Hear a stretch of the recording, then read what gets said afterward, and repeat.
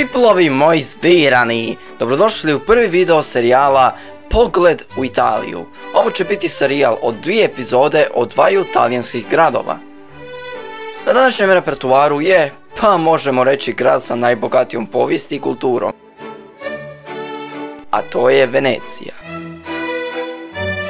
Venecija postoji od pameti vijeka. Tijekom svog velikog vrhunca bila je najveći lučki i ono najbitnije trgovinski grad gdje su šljakali prijatelju gotovo svi ljudi iz Europe.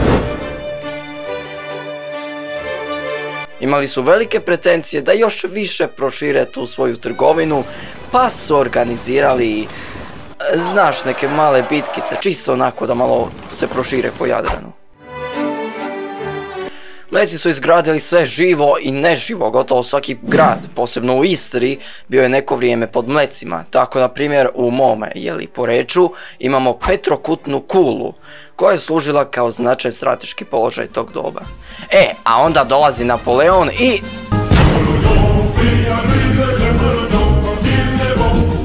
Sada da vas više ne prcam u glavu s povijesti, prelazimo na moje iskustvo u ovome gradu. A ostalo što imam za reći ćemo, kako bi se reklo po domaću našem, po putu.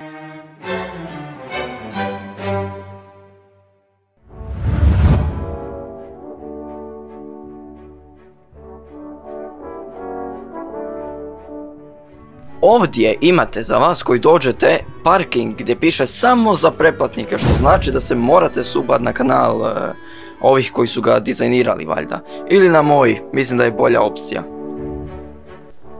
A ovo ovdje je brod koji će me transportirati do Venecije. Pogledaj ga samo kako je lijep. Moje, kako je samo žuti, mali, kompaktan, taman za mene i još se zove krivica, rođeno za mene. Šalim se, u videu odmah da vam rečem, nisam zusnuo niti jedne. Jer ja znam da sam lud i sve to, ali da bih bio dovoljno lud, ja trebam zatražiti neko odobrenje. Može biti pismeno najbolje od Mediga da potvrdi da sam ja dovoljno lud da pričam sam sa sobom u kameru pred masom. Ovo je morski granični prijelaz, kako da ga nazovem, između Hrvatske i Italije. Znači ovdje ti se, bajo moj, Papers, Please odvija u praksi.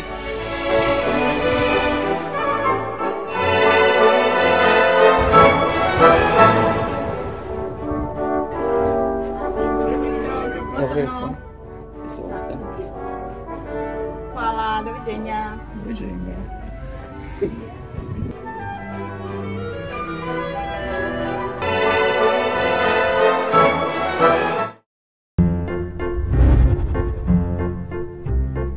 Ovo ovdje je brod civilizirani, moji dragi ljudi. Mislio sam, majke mi, da je ovo neki vodeni autobus.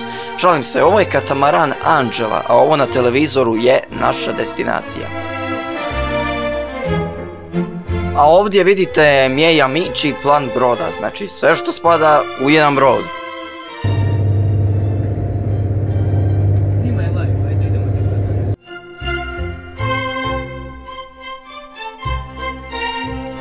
A ovo je moja iskrivljena ruka. Katamaran ima svoj mini kafić, znači kao prva pomoć, ali samo u vidu hrane. A ovo je, dragi moji, kapetanova kabina. Samo malo da snimimo ovo sve. A ovako to izgleda iz perspektive kapetana.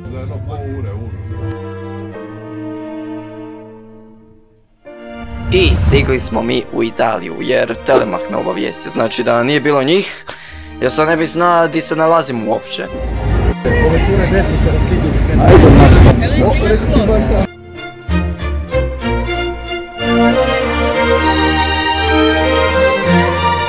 Znači pogledaj ti kako to rajski izgleda, znači ovo ti je svrha i smisao života.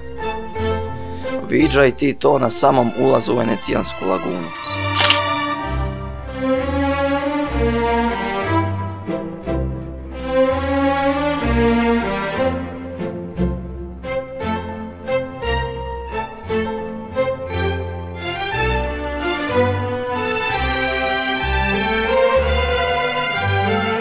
I imamo pogled na zvonik Bazilike Svetog Marka, odnosno Campigne di San Marco. Posjećemo malo i o njemu.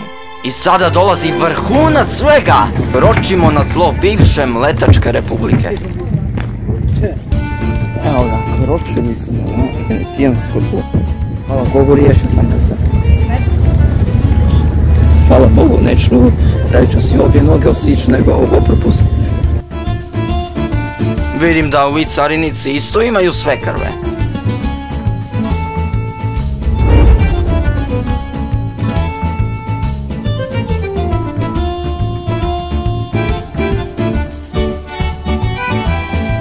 A ovdje vode sam se upiša od ljepote, tako reći. Most preko kojeg sad prolazimo je Ponte dell'Accademia. To je uglavnom neki akademski most, ali pitujem da su nas ove daske sve izdržale.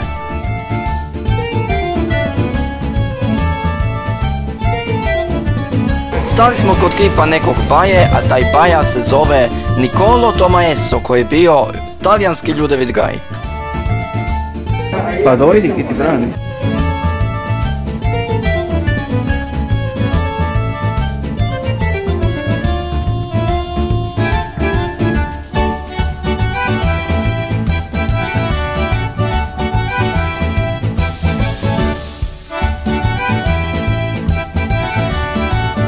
Ovo je San Lauren, tako da ako imate malu, obavezno je vodite ovdje.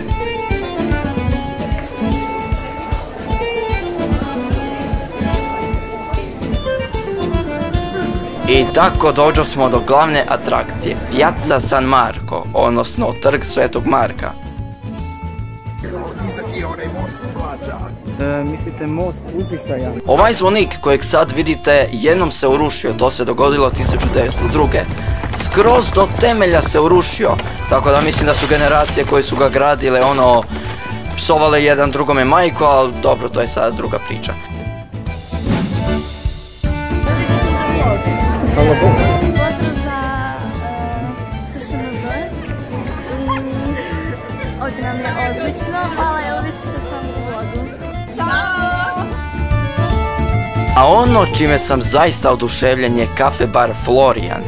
Ovaj kafić ti je rudnik povijesti, smatra se da je ovo najstariji kafić ikada, naravno, u našem vijeku. Otvoren je 1720. Bog li te mazo.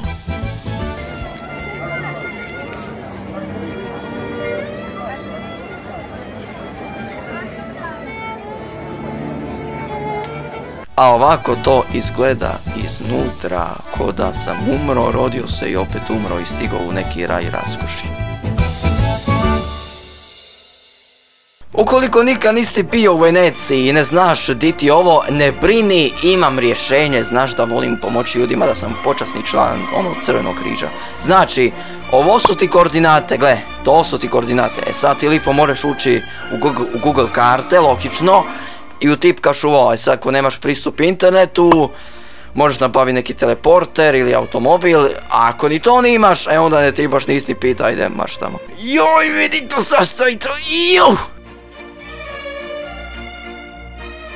E sada jer sam ja ona turišćina, ona najgora, ja sam spiska sve pare na suvenire, ali jednom se živi. A i stigli smo nažalost do kraja.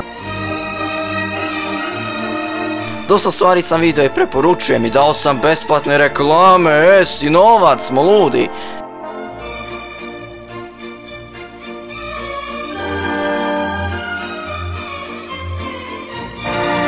Kao zaključak, ovo je bio prvi put da sam ikada izašao iz države, znači nećeš mi vjerovat.